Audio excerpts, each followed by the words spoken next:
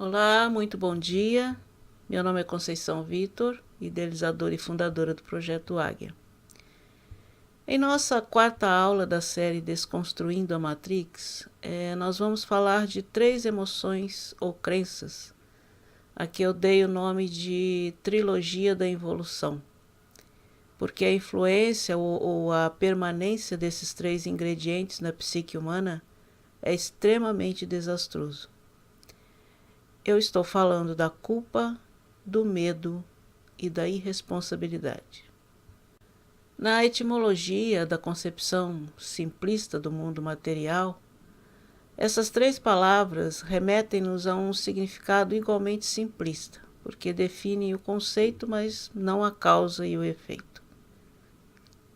O medo é um sentimento inquietante que se tem diante de perigo ou ameaça, ansiedade diante de uma sensação desagradável, da possibilidade de fracasso ou ainda uma atitude covarde. Dano ou prejuízo causado. Ação ou inação de que resulte dano ou prejuízo. Sentimento insistente e doloroso que se experimenta por ter agido mal ou faltado com seu dever. Transgressão de princípio ou mandamento de contexto teológico. Pecado. Ou, no contexto jurídico, como falta ou delito que fere os princípios do dever jurídico, cometida por ação ou omissão. Irresponsabilidade é ação leviana e sem seriedade que não responde pelos efeitos dos próprios atos, incapacidade para agir de forma sensata, etc. Em um sentido amplo, medo, culpa e irresponsabilidade são debilidades da essência espiritual que nos acorrentam à evolução e se tornam armas controladoras das mãos de mentes egóicas. Sim, porque muitos se tornam escravos e alguns poucos tornam-se senhores de mentes. Institutos ideológicos, sejam políticos, sociais ou religiosos, que governam pelo medo, estagnam o processo material e espiritual de uma multidão amordaçada, que por culpa entendem merecer tal tratamento. Esses 3 conceitos são armas manipuladoras de consciências que servem ao domínio egóico de uns poucos. E essa condição escravagista tem se arrastado por milênios no caminho evolutivo dos terráqueos, que aceitam essa condição por absoluta ignorância de sua natureza. Não é o ser divino que faz isso, mas a própria humanidade. Então vamos começar a falar sobre o medo.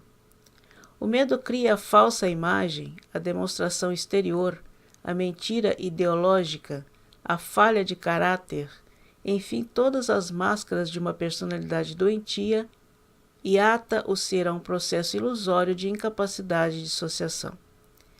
Trata-se de uma anomalia de dissociação da consciência, porque todo processo egóico é ilusório e usa a mente como veículo. Isso se chama controle mental, o que não deixa de ser uma forma de escravidão. Tornamo-nos incapazes de gerir nosso próprio pensamento, nosso próprio sentimento, nossas próprias escolhas e atitudes, em resumo, nossa própria vida. O medo ideológico é, sem sombra de dúvida, a mais cruel e danosa das formas mentais, porque nos faz irracionais e manipuláveis. Isso nos arrasta por milênios, existência após existência, em uma caminhada evolutiva horizontal, ou seja, subjugados à recorrência, o que equivale a cometer os mesmos erros e estar submetidos sempre às mesmas consequências, a que se dá o nome de karmas.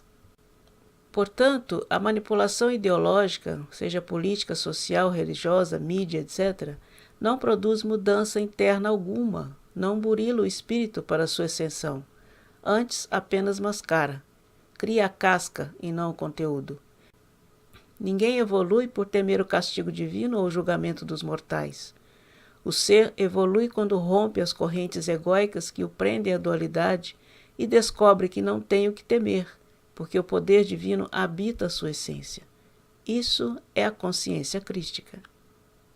Eu chamaria a consciência crística de liberdade, pois o ser inconsciente de si mesmo e de sua natureza não é um ser livre.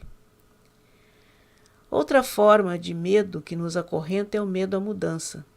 Tudo que é desconhecido nos apavora e nos remete a uma zona de conforto que nos garante a mesmice, dando a falsa sensação de segurança. Porém, como toda forma mental, atrai o objeto da sua imantação, ou seja, o que tememos, atraímos. O rechaço à mudança significa estancamento da evolução, ou, na pior das hipóteses, a própria involução, porque a consequência do medo gera um medo maior, e uma consequência maior, uma dor maior. Exemplificando, o medo de ficarmos doentes nos adoece, e a doença advinda gera mais medo e mais doença. O medo de fracassar em algum projeto fatalmente nos levará ao fracasso, e o medo de um novo fracasso nos impedirá de ir em frente. A descrença e a desesperança, como filhas do medo, são polaridades negativas que nos mantêm presos às zonas vibracionais densas, egóicas e evolutivas. Somente o ser que acredita evolui. O ser evoluído não tem medo, tem prudência. A segunda crença é a culpa. A culpa é uma forma de controle mental que confere extremo poder manipulador ao seu agente emissor. Este processo perverso vem desde o berço até o túmulo, passando por todos os níveis de programação a que somos submetidos: família, escola, sociedade, governo, religião, mídia, etc. São lugares comuns em qualquer geração de seres viventes. Como pode me tratar assim? É por sua culpa que estou sofrendo. Foi por sua culpa que me aborreci e não dormi bem. Ontem foi meu aniversário e não me deste um único telefonema. Foi por nossa culpa que Jesus foi crucificado. E aí, quando nos sentimos culpados das culpas que nos acusam, nos achamos no direito de culpar os outros pelos males que nos afligem. Por exemplo, é culpa do governo se a minha vida não vai para frente. É culpa da mídia se só existe lixo nos meios de comunicação, quando a responsabilidade é nossa, pois gostamos de lixo.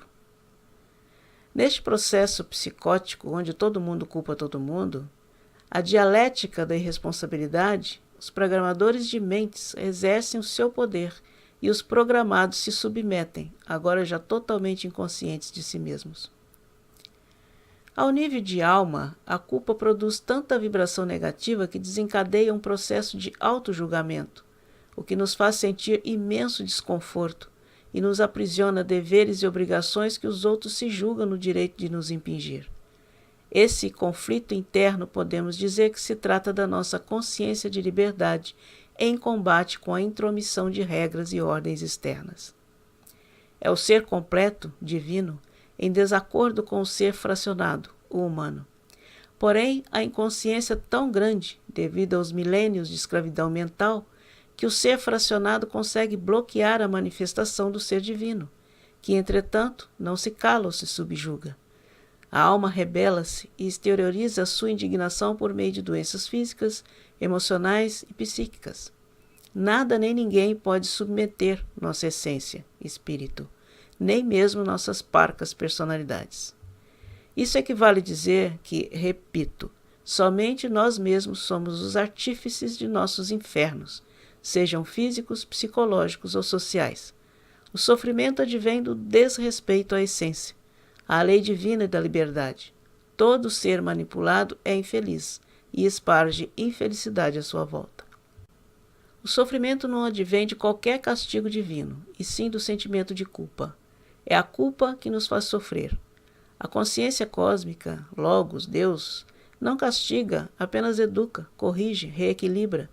Daí o débito kármico, que não existe para punir ninguém, mas para restabelecer o equilíbrio daquilo que foi desnivelado.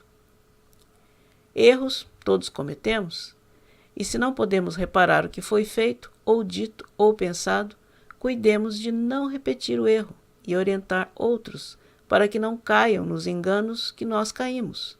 Isso não quer dizer que não devemos nos importar com o mal proceder, ou o mal dizer, ou o mal pensar.